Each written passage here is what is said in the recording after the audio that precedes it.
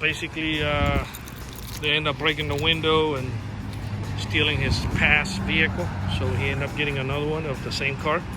But I'm gonna go ahead and arm the system. What we end up doing, adding the shock sensor to the factory alarm. So if anybody walks up and they try to bust out that keyhole or break the window, this time the alarm will fire off instead of the old car that he never did anything about it, which was the same identical car, same year, same everything. They broke the window and jumped in. And to be honest with you, I don't even know how they took off with the car, because in order to clone this key, you have to go through a little programming.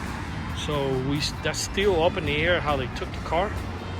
But you know, the window was broken and nothing happened. So we end up installing the shock sensor add-on to the factory alarm. So if somebody breaks the window, next time it'll fire off. And of course, what's going on around this vehicle, it's the rim theft that's probably going on around a lot more than the actual stealing the whole car.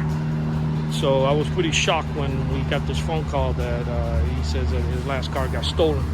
Normally the car is staged, but the rims are gone. But I'm gonna go ahead and bang on the window, and that should fire off the alarm. Go ahead and disarm it. All right, and then we're gonna kick the tires, and that will trigger the alarm.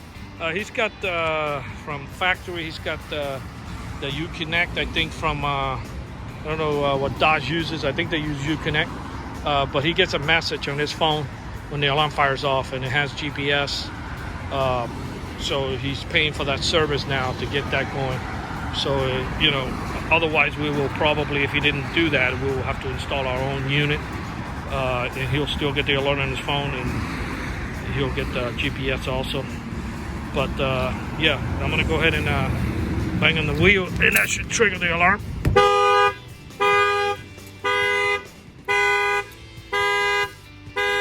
Okay.